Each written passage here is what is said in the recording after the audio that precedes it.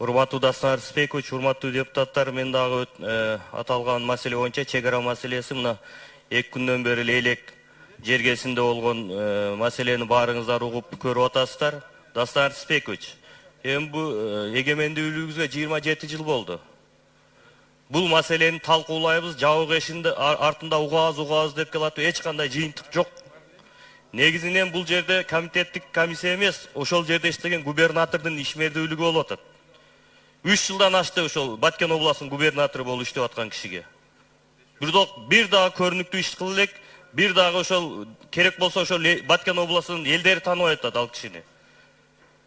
Тажикстанда ошондой губернатор чечет көп нерсени. Биз деле ошо киши чече турган маселени мына мамлекеттик уровеньге алып келип атабыз да.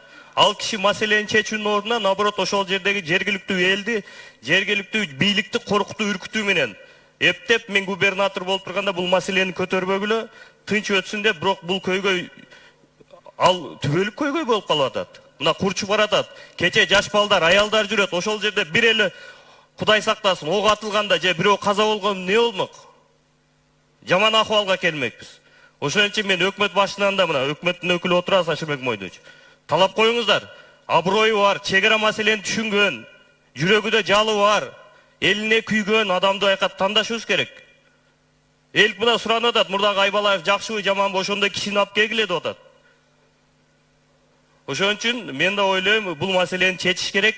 Дастан Рысбек, сиз өзүңүз барып, кайсы үйлөр, канча жерибиз кетип атат, күндөн күнгө мамлекет күчтөнүп атат. Өздөрү сөзүн айтып атат. Жылдан бери Лейлек району 6 жолу кирди. Адашып кетипиз дейт. Капысынан кириппиз деп атат. Бул эмне ошол жооппу? Ошон үчүн бул маселени өзүңүздан колго алып туруп парламентте карашыбыз керек.